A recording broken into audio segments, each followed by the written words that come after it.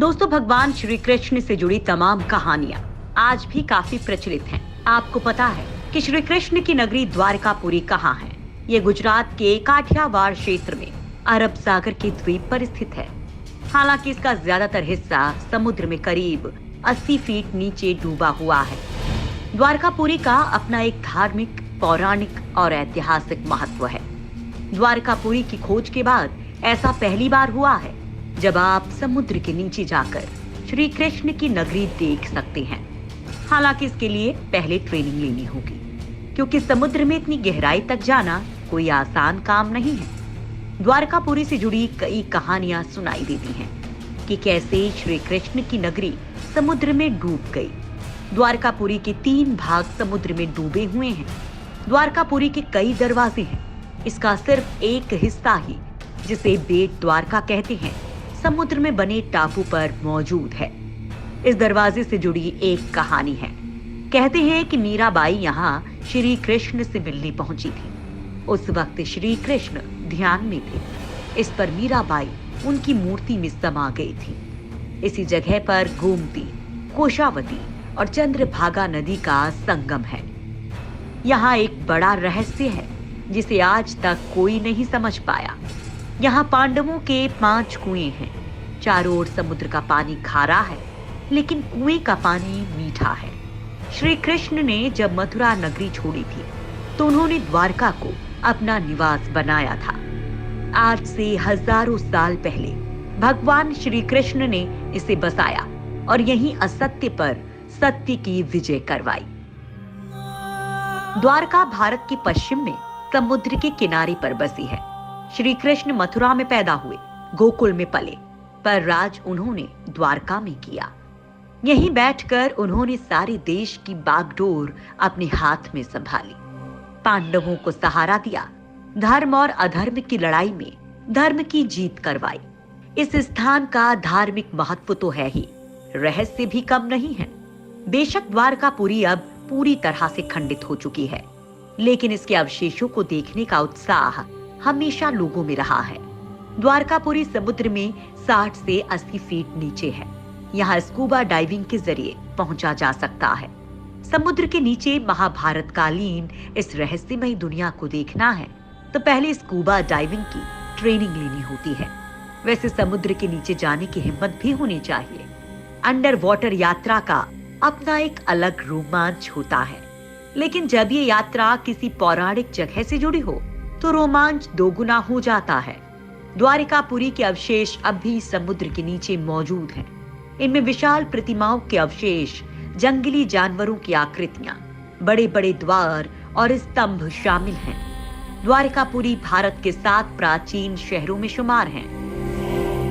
बाकी शहर हैं मथुरा, काशी, हरिद्वार, अवंतिका, कांचीपुरम और अयोध्या। द्वारका को ओखा मंडल, गोमती द्वार, अनारतक, चक्रतीर्थ, अंतरद्वीप, वारी दुर्ग नामों से भी जाना जाता है। बहरहाल स्कूबा डाइविंग के लिए national institute of oceanography Goa से परमिशन लेने की प्रक्रिया शुरू कर दी गई है। सितंबर से अप्रैल तक सैकड़ों लोग यहाँ स्कूबा डाइविंग के लिए आते हैं। वैज्ञानिकों की रिसर्च बताती है कि हिमयुग समाप्त होने के बाद समुद्र का जल स्तर बढ़ा था। इससे दुनिया भर में कई तटवर्ती शहर समुद्र में डूब गए। द्वारकापुरी भी उनमें से एक है। हालांकि इस थियरी को लेकर संशय बना हुआ है। दरअसल महाभारत का इतिहास 5000 साल पुराना है, जबकि हिमयुग 10,000 साल पहले समाप्त हो गया था। बहरहाल पौराणिक मान्यता है कि श्री कृष्ण ने जब मथुरा छोड़ा तब यदुवंशियों की रक्षा के लिए अपने भाई बलराम के साथ द्वारकापुरी की नींव रखी थी। कहते हैं कि यदुवंश के खात्मे और श्री कृष्ण का जीवन पूर्ण होते ही द्वारकापुरी समुद्र में समा गई। इस इलाके को पहले कुश स्थली कहते थे। वर्तमान में गोमती द्वारका और बेट द्वारका का अस्तित्व ही बचा है। गोमती द्वारका में श्री रणछोड़ राय मंदिर या द्वारकाधीश मंदिर मौजूद है। इसे 1500 साल पुराना बताते हैं। ये मंदिर 7 मंजिला है। इस मंदिर के आसपास समुद्र का पानी भरा है। इसे गोमती कहते हैं। इस मंदिर के दक्षिण में आदि गुरु शुक्राचार्य द्वारा स्थापित शारदा मठ भी है। हरिवंश पुराण के अनुसार कुश स्थली के उजाड़ होने के बाद श्री कृष्ण के आदेश पर मयासुर और विश्वामित्र ने यहाँ एक भव्य नगर का निर्माण किया, जिसका नाम द्वारिका रखा गया। इस शहर में विशालकाय सभा मंडप थे। समुद्री व्यापार के लिए बंदरगाह भी था। कहते हैं कि शहर में सोना, रजत और रत्नों के साथ 7 लाख महल थे। पौराणिक कहानियों के मुताबिक श्री कृष्ण ने करीब 36 साल तक द्वारका पर शासन किया। वज्रनाभ यदुवंश के अंतिम राजा थे। हालांकि वे कुछ साल तक ही द्वारिकापुरी में रहे। इसके बाद हस्तिनापुर चले गए। जब तक द्वारिकापुरी की खोज नहीं हुई थी, तब तक ये महज एक किंवदंती के तौर पर कथाओं में जीवित रही। सबसे पहले वायुसेना के पायलट्स की नजर इस पर पड़ी थी। इसके बाद राष्ट्रीय समुद्र विज्ञान संस्थान ने सोनार टेक्निक से समुद्र के अंदर जाकर करीब 4000 वर्ग मीटर क्षेत्र में अपनी रिसर्च शुरू की। तब वहां द्वारिकापुरी के अस्तित्व का पता चला। वहां से लकड़ी, पत्थर और हड्डियों के हजारों साल पुराने अवशेष मिले थे।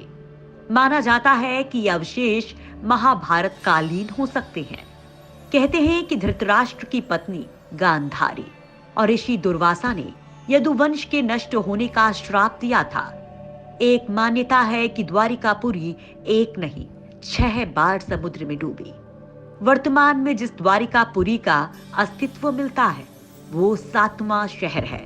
इसकी स्थापना प्राचीन द्वारिकापुरी के पास ही आदि शंकराचार्य ने 16वीं सदी में की थी। यहाँ बनाए गए मंदिरों को मुगलों ने तोड़ दिया था। एक मीडिया रिपोर्ट के मुताबिक 1963 में सबसे पहले डेक्कन कॉलेज पुणे की डिपार्टमेंट ऑफ आर्कियोलॉजी और गुजरात सरकार ने मिलकर द्वारिकापुरी पर रिसर्च शुरू की थी। तब यहाँ 3000 साल पुराने बर्तन मिले थे। इसके बाद आर्कियोलॉजिकल सर्वे ऑफ इंडिया की अंडर वाटर आर्कियोलॉजी विंग ने खोज शुरू की थी।